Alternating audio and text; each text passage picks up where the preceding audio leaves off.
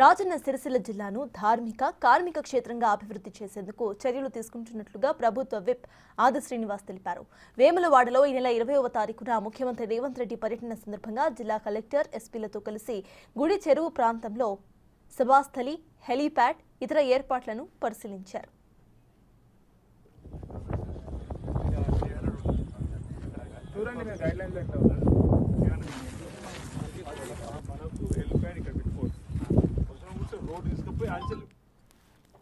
రాజరాజేశ్వర స్వామి ఆలయ అభివృద్ధికి శ్రీకారానికి 2024-25 బడ్జెట్లో 50 కోట్లను కేటాయించినట్లు విప్ ఆది శ్రీనివాస్ చెప్పారు.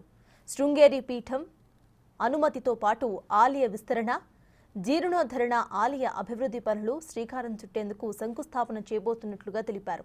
ఆలయ అభివృద్ధితో పాటు నియోజకవర్గానికి సంబంధించిన జిల్లాకు సంబంధించి పనులు కూడా ప్రారంభిస్తారని అన్నారు.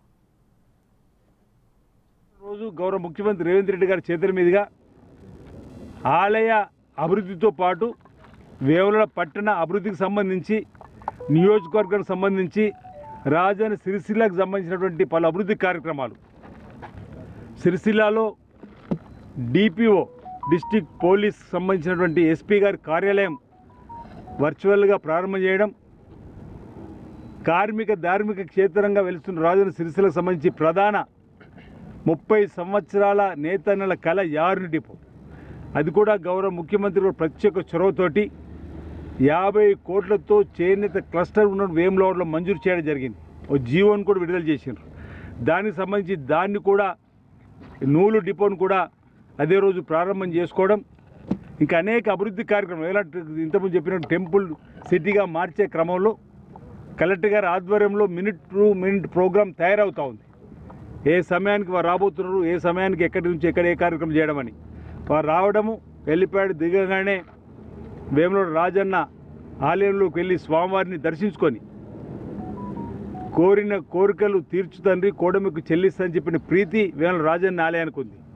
గతంలో వారు పీస్ అధ్యక్షుడు ఉన్నప్పుడు కూడా రాజన్న ఆలయాన్ని సందర్శించుకొని స్వామివారికి అభిషేకం చేసుకున్నారు. ఈరోజు ముఖ్యమంత్రి హోదాలో కూడా స్వామివారిని దర్శించుకొని మరి వారి నాయకత్వంలో తెలంగాణ రాష్ట్రం కూడా అన్ని రంగాల అభివృద్ధి పత్రంలోకి పోవాలని చెప్పని స్వామివారిని వేడుకునేటువంటి ప్రార్థన చేసేటువంటి కార్యక్రమం, ఆ తదుపరి రివ్యూ, ఆ తదుపరి ప్రారంభోత్సవాలు, శంకుస్థాపనలు, ఆ తదుపరి సభా స్థలిలోకి వచ్చి ప్రజలను ఉద్దేశించి ప్రసంగించేటువంటి కార్యక్రమం సంబంధించిన రూపకల్పన ప్రస్తుతానికి చేయడం జరిగింది. తదుపరి మళ్ళీ మినిట్ టు మినిట్ ప్రోగ్రాం వచ్చిన తర్వాత మీ దృష్టికి ఏ కార్యక్రమాలు సీఎంఓ ఆఫీస్ అనుమతితోటి గౌరవ కలెక్టర్ గారు, ఎస్పీ గారు ఆధ్వర్యంలో ఆ అంశాన్ని కూడా మళ్ళీ మీ ద్వారా ప్రజానికానికి తెలియజేపే కార్యక్రమం ఉంటుంది. నేను మీ ద్వారా రాజన్న సిరిసిల్ల జిల్లాకు సంబంధించినటువంటి ప్రజానికానికి విజ్ఞప్తి చేస్తున్నా.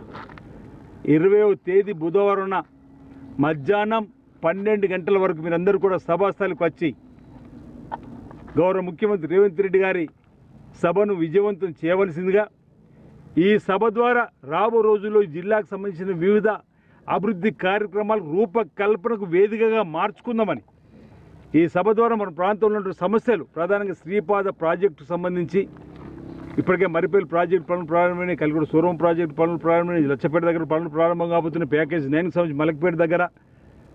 ఈరోజు అంటే అటు నేతన్నలు, ఇటు ఆధ్యాత్మికంగా రాజన్న భక్తులకు సంబంధించి, అటు రైతన్నలకు సంబంధించి, అదేవిధంగా వివిధ రంగాలకు సంబంధించిన వారి యొక్క అభివృద్ధికి సంబంధించినటువంటి వేదికగా ఈరోజు ఈ సభను మనం మలుచుకొని ఈ సభ ద్వారా మన ప్రాంతానికి రావాల్సినటువంటి నిధులను కూడా రాబట్టుకోవడానికి ఓ అవకాశంగా చూపెట్టుకోవాల్సినటువంటి అవసరం కూడా మన పైన ఉంది. కాబట్టి పెద్ద ఎత్తున సభాస్థలికి 12 గంటల వరకే రావాల్సిందిగా ఈ సందర్భంగా